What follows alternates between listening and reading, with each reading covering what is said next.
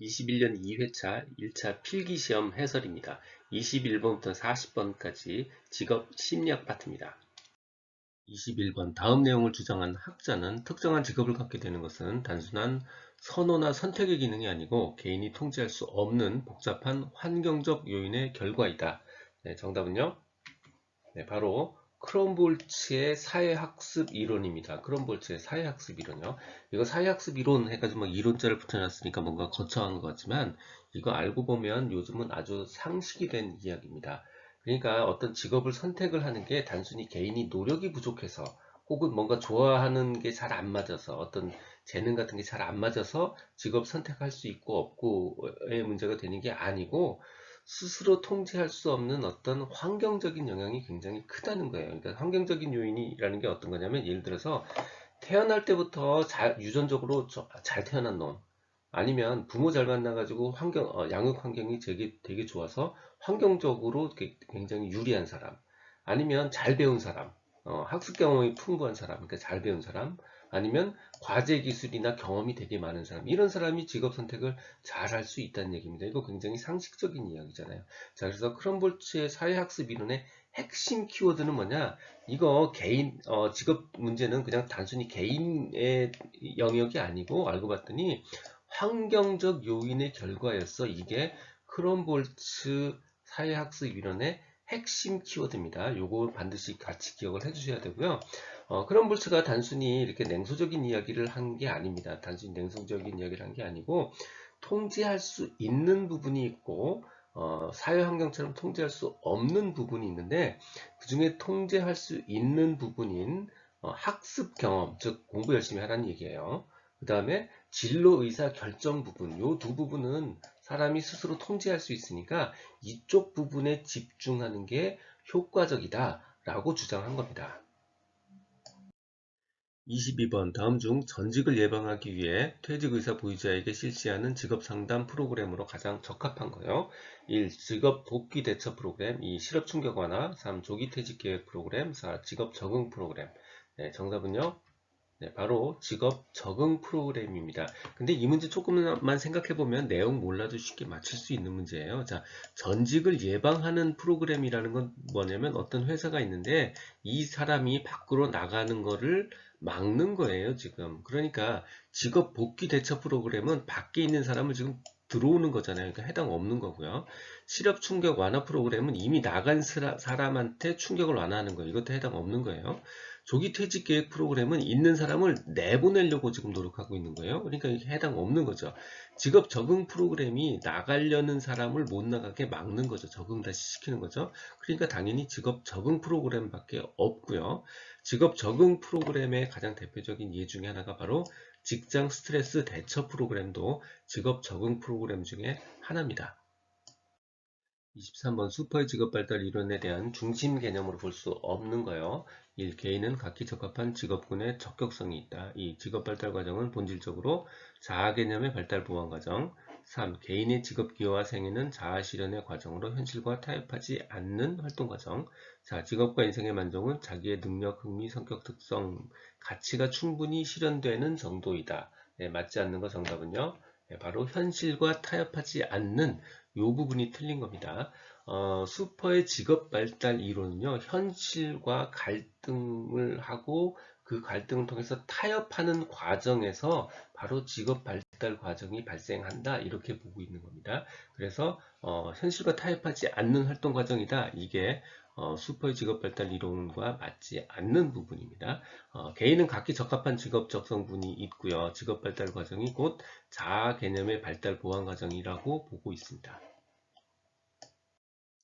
24번 다음은 어떤 타당도에 관한 설명인가? 측정 도구가 실제로 무엇을 측정했는가? 또는 조사자가 측정하고자 하는 추상적인 개념이 실제로 측정 도구에서 적절하게 측정되어 있는가에 관한 문제로 이론적 연구를 하는데 가장 중요한 타당도요. 1. 내용 타당도 2. 개념 3. 공인 4. 예언 타당도 네, 정답은요. 네, 바로 개념 타당도입니다. 이 문제 이대로만 출제되면 사실 그렇게 어렵지 않을 수도 있어요. 왜냐하면 추상적 개념이 제대로 측정됐느냐라는 그 개념과 이 개념이 같은 단어예요. 그래서 개념이 측정됐느냐, 개념 타당도 이렇게 연결하시면 어렵지 않게 기억할 수 있습니다. 그런데 실제로 이게 개념 타당도가 영어로는 뭐냐면 construct라고요. construct가 뭐냐면 한국말로 다시 바꾸면 이게 구성이거든요. 그래서 출제 선택지를 개념 타당도라고 안 하고요. 구성 타당도라고 해서 출제가 되기도 해요. 자, 그렇게 됐을 때는 이 개념이란 말 가지고 구성이란 말을 끄집어내기가 굉장히 연상해서 만들어내기가 쉽지가 않아요. 그래서 근데 잘 생각해 보시면 이 우리가 측정하고자 하는 그 개념이라는 것 자체를 바로 우리가 구성인자라고 부르거든요. 구성인자. 즉, 내가 지능을 측정하고 싶어. 그러면 지능이 바로 측정하고자 하는 구성인자예요.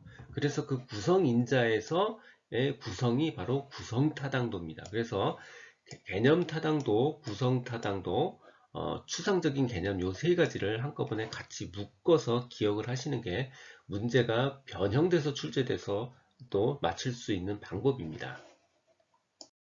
25번 신뢰도 추정에 관한 설명으로 옳지 않은 거요. 1. 속도감사의 경우 기후양분법으로 반분 신뢰도를 추정하면 신뢰도 계수가 과대 추정되는 경향이 있다. 2. 신뢰도 추정에 영향을 미치는 요인은 상관계수에 영향을 미치는 요인과 유사하다. 3. 신뢰도 추정에 영향을 미치는 요인 중 가장 중요한 건 표본의 동질성이다. 4. 정서 반응과 같이 불안정한 심리적 특성의 신뢰도를 정확히 추정하기 위해서는 검사 재검사 기간을 충분히 두어야 한다. 네, 옳지 않은 거 정답이요. 네, 바로 기간을 길게 가져가야 된다라는 게 잘못된 겁니다. 자, 검사 재검사가 뭐죠? 동일한 검사를 동일한 시험자한테 2번 검사하는 거예요. 그래서 결과적으로 시간 간격이 짧을수록 바로 신뢰도가 높게 나타나는 경향이 있는 것도 굉장히 당연하고요. 특히 지금처럼 불안정한 심리적 특성을 할 때는 심리적 특성이 변하기 전에 시간을 짧게 해야 정확한 신뢰도를 추정할 수가 있습니다. 그래서 이게 잘못된 대답이고요. 네 가지 지문 중에서 우리가 관심을 가져야 되는 건 바로 1번 지문입니다. 이거 한번 다시 보셔야 되고요.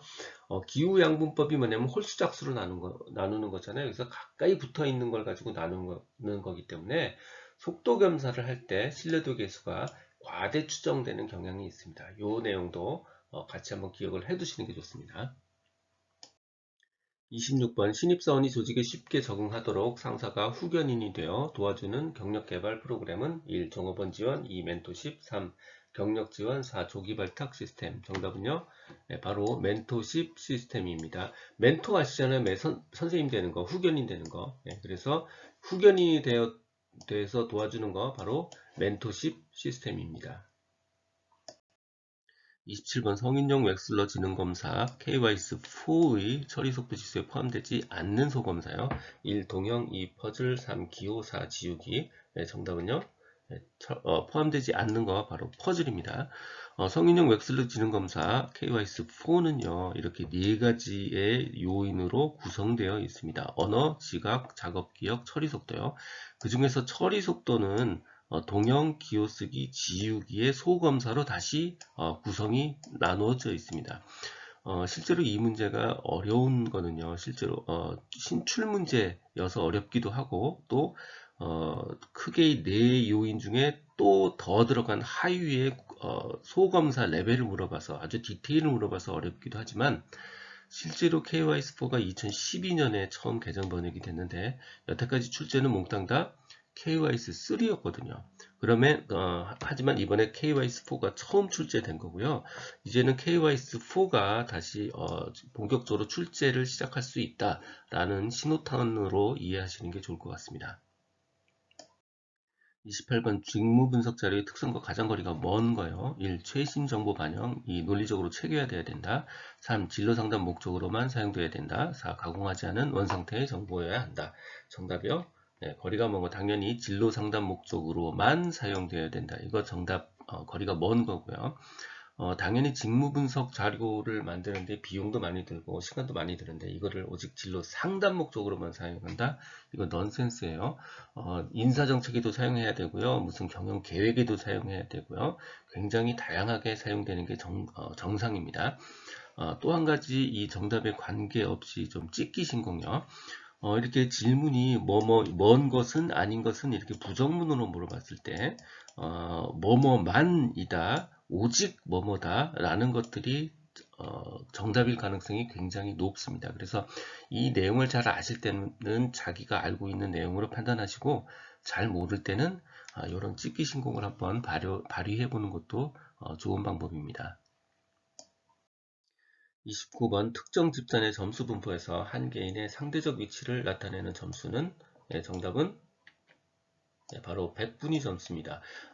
물론 표준 점수나 등급 기준 점수 모두 어느 정도는 상대적 위치를 표시합니다. 하지만 백분위 점수처럼 명확하게 당신은 몇 %에 속해요 이렇게 콕 집어서 얘기할 수는 없어요. 그래서 여기서 정답을 고르면 바로 백분위 점수에 해당되고요. 가장 중요한 키워드는 바로 상대적 위치입니다. 다른 거에 비해서 가장 정확하게 상대적인 위치를 표시할 수 있습니다. 30번 홀랜드의 성격 유형 중 구조화된 환경을 선호하고 질서 정연하고 체계적인 자료 정리를 좋아하는 것은 정답은 관습형입니다. 관습형인 사람들 자료 좋아하고요. 뭔가 체계적인 거 되게 좋아합니다. 그러다 보니까 질서 정연한 거 좋아하고요. 조직 환경 선호합니다. 일 처리 굉장히 꼼꼼하게 하고요. 은행원 같은 타입의 사람입니다. 31번 개인의 진로 발달 과정에서 초기의 가정 환경이 그 후의 직업 선택에 중요한 영향을 미친다고 보는 이론은 파슨스, 갤라트, 로우, 수퍼. 정답은요. 로우의 욕구 이론입니다. 여기에 초기의 가정 환경이라는 건 결국 부모의 자녀 관계 유형이고요. 부모 자녀 관계 유형이라는 게 뭐냐면 부모의 양육 태도를 얘기하는 겁니다. 그래도 실제로 이렇게 가정 환경이라고 출제한 거 굉장히 친절하게 출제한 거고요. 불친절하게 출제한 예를 보면 그냥 막연하게 사회나 환경을 상대적으로 많이 고려한다 이렇게 돼 있어요. 여기 환경은 가정 환경입니다. 로우 이론 굉장히 출제가 많이 되는 거고요. 지금 이 욕구 이론 말고도요. 로우의 직업 분류, 로우의 자녀, 부모의 부모 자녀 관계 유형 이거 모두 다 출제 많이 됩니다. 그래서 따라서 로우는 따로 한번 별도로 정리를 하셔야 되는 그런 파트입니다. 32번 셀리에의 스트레스에서의 일반 적응 증후군에 관한 설명으로 옳지 않은 거요. 1번 스트레스의 결과가 신체 부위에 영향을 준다는 뜻에서 일반적이라 명명. 이 스트레스의 원인으로부터 신체가 대처하도록 한다는 의미에서 적응이라 명명. 3. 경계 단계에서는 정신적 혹은 육체적 위험에 노출되었을 때 즉각적인 반응을 보이는 단계. 4. 탈진 단계에서 심장병을 잘 유발하는 성격의 비유형은 흥분을 가라앉히지 않는다. 정답은요? 네, 탈진 단계에서 스트레스를 잘 받는 성격 A 유형이 아니라 B 유형입니다. 나머지 1, 2, 3번 굳이 이 지문 선택지에 막 외우고 그러실 필요까지는 없고 그냥 한번 쭉 읽고 넘어가시면 될 것 같고요. 명확하게 틀린 내용이 딱 보이죠. A 성격 유형이 스트레스를 많이 받고요. 대신 많은 일을 하려고 해요. 그 대신 스트레스를 많이 받죠. 그러다 보니까 심장병에 걸릴 확률이 굉장히 높습니다. 이게 굳이 관상동맥성 심장병 CHD라는 말이 나오는 건 이걸 가지고 누군가 연구를 한 거예요. 그래서 요거는 계속 반복해서 지문으로 출제가 됩니다. 그래서 요것도 한번 눈여겨 보시고요. A 유형이 스트레스를 많이 받는다. 요 내용만 기억을 하시면 명확하게 답을 선택할 수 있습니다.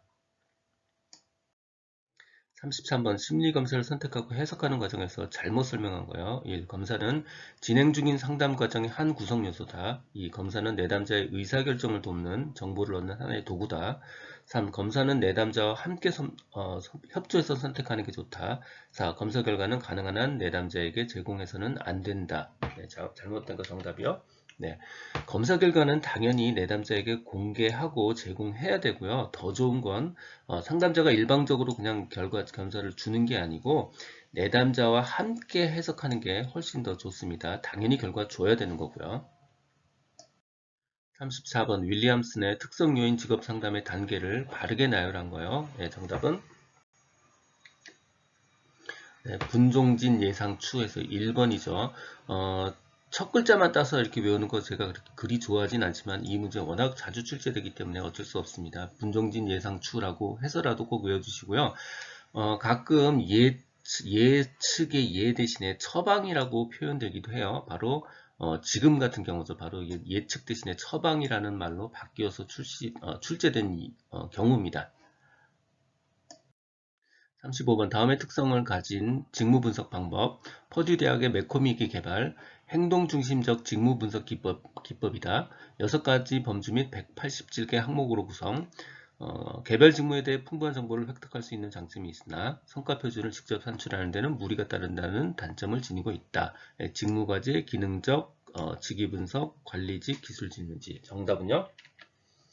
바로 직위 분석 질문지입니다. PAQ요. 직위 분석이란 말 대신에 직책 분석이란 말을 쓰기도 해요. 그래서 어떤 문제에서는 직책 분석 질문지, 직위 분석 질문지, 혹은 PAQ 이렇게 세 가지 섞어서 나옵니다. 이 문제 나온 설명만 가지고는 어디에서도 직이나 직책이라는 말을 끄집어내기가 좀 어렵기 때문에 문제 그렇게 쉽지는 않습니다. 그래도 우리가 꼭 기억해야 될 거예요. 바로 이겁니다. 이 부분입니다. 6가지 범주 및 187개의 항목으로 구성되어 있다. 어떤 문제에서는 187개 항목 대신에 194개 문항으로 구성되어 있다. 이렇게 문제를 바꾸기도 하는데 187이나 194가 중요한 게 아니고 대략 한 200개쯤 된다 이렇게 기억하셔도 되고요. 194 항목 자체가 187개의 작업자 항목과 임급 7항목으로 나눠져 있거든요. 그래서 이 문제 이렇게 187개 항목으로 구성되어 있다 이렇게 변형해도 되는 문제입니다. 그래서 어느 경우든 6가지 범주 및 187개 항목, 194개 문항 이 문제 직위 분석 질문지고요. 그래도 다행스러운 건 이 4가지 선택지 중에서 직위 분석 질문지가 제일 많이 출제됩니다. 잘 모르면 요거 선택하셔도 좋습니다. 36번 GATB 직업적성 검사요. 직업적성 검사에서 사무직업 적성을 측정하기 위한 검사는 표식, 개수, 명칭 비교, 평면도 판단 검사. 정답은요? 네, 명칭 비교 검사입니다. GATB 일반 직업 적성 검사는요, 사무직업 검사 말고도 모두 9가지 항목이 있습니다. 뭐 손가락 정교성, 뭐 언어 적성, 뭐 등등등 해서 9가지가 있고요. 그 각각의 하위 레벨에 있는데 그 중에 사무직업 검사의 하위 레벨에는 명칭 비교 검사가 있습니다. 그렇다고 그러면 이 하위 레벨을 다 외워야 되냐? 그럴 필요까지는 없고요. 자기들도 양심이 있어서인지 오직 하위 레벨은 명칭 비교 검사 요거 하나만 출제합니다. 그래서 사무직업 검사의 하위 레벨에는 명칭 비교 검사가 있다. 요거 하나는 기억을 해주시기 바랍니다. 37번 스트레스와 직무 수행 간의 관계에 관한 설명으로 옳은 것이요. 스트레스가 많을수록 직무 수행 능력은 떨어지는, 스트레스가 초기에는 많을수록 직무 수행 능력이 올라가죠. 두 번째, 어느 수준까지만 스트레스가 많을수록 직무 수행 능력은 떨어진다. 아닙니다. 초기에는 올라갑니다. 일정 시점 이후에 스트레스 수준이 증가하면 수행 실적은 오히려 감소하는 역유형 관계이다. 이거 맞는 거고요. 스트레스와 직무 수행 관계는 관계가 없다. 아닙니다. 관계가 있습니다. 그래서 정답은 3번이고요. 이거 역수와 도슨의 직무 수행 능력 역유자형 가설이죠. 이 문제 출제 빈도가 굉장히 높습니다. 꼭 기억을 해두셔야 됩니다. 38번 스트레스에 대한 방어적 대처 중 직장 상사에게 야단맞은 사람이 부하 직원에게 식구들에게 트집을 잡아 화풀이를 하는 것 합리화 동일시 보상 전이 정답이요. 전위입니다. 이거 전자요. 회전할 때 전자예요. 그러니까 위치를 회전시킨다고요. 그 위치를 전치 혹은 위치를 회전시킨다고요. 그래서 자기가 받은 거를 휙 방향을 바꿔가지고 아랫사람들한테 화풀이를 하는 겁니다. 바로 전위, 영어로 displacement입니다. 39번 레빈슨의 발달 이론에서 성인은 연령에 따라 괄호 속의 말의 계속적인 과정을 거쳐 발달하게 되며 이러한 과정 단계는 남녀와 문화에 상관없이 적용 가능하다. 1. 안정과 변화, 주요 사건, 과제와 도전, 위기. 정답이요. 바로 안정과 변화입니다. 즉 어떤 변화가 생기고요. 다시 그 안정을 겪고 또다시 추가 변화가 생기고 안정을 겪고 하면서 발달을 이룬다는 것이 바로 레빈슨의 발달 이론입니다. 굉장히 상식적이죠. 핵심 키워드요. 안정과 변화라는 단어와 두 번째 계속적 과정 요 두 가지 단어가 레빈슨 발달 이론의 핵심 키워드입니다. 40번 로프키스트와 데이비스의 직업 적응 이론에 나오는 네 가지 성격 양식 차원에 해당하지 않는 것이요. 민첩성, 역량, 친화성, 지구력. 정답은 민첩성, 역량, 리듬, 지구력이에요. 그래서 친화성은 없습니다. 그래서 정답은 해당하지 않는 것 친화성이고요. 이것도 첫 글자 따서 막 외웁니다. 막 민영리지 막 해가지고 외우는데 뭐 그렇게 외우셔도 좋고요. 그게 외워졌으면 뭐 그것도 좋은 일이고요. 근데 이거 곰곰이 생각해 보시면 굉장히 상식적인 내용입니다. 이게 내용이 어떤 거냐면 한마디로 얘기하면 사장님이 원하는 직원의 성격은 어떤 성격이 있을까? 어떤 타입의 성격이 있을까? 이게 바로 네 가지 성격 양식입니다. 즉 사장님이 원하는 직원의 성격이에요. 자, 사장님 어떤 사람 원하죠? 저 되게 빨리 일하는 사람 원하잖아요. 민첩하게 일하는 사람, 민첩성입니다. 두 번째, 아주 세게 힘껏 일하는 사람 원하잖아요. 역량이에요, 역량. 그 다음에 떤 일이나 시켜도 일 잘하는 사람 원하죠. 그게 바로 리듬입니다. 아무 리듬이나 춤 잘 추는 사람 리듬이고요. 그 다음에 정말 오래 일하는 사람 원하잖아요. 지구력입니다. 사장님이 원하는 사람 빨리 일하고 세게 일하고 아무 일 시켜도 잘하고 아주 길게 일하는 사람 그겁니다. 민첩성, 역량, 리듬, 지구력이요. 이 내용은 블로그에 동일하게 그대로 있습니다. 블로그 문서를 보면서 공부를 하면 훨씬 편리하게 공부할 수 있을 거라고 생각을 합니다. 필요한 분들을 위해서 관련 링크는 동영상 아래에 정보창에 넣어두겠습니다. 도움이 되셨다면 좋아요, 구독 부탁드립니다. 지금까지 라디캠지기 꾸벅이 박종우였습니다. 감사합니다.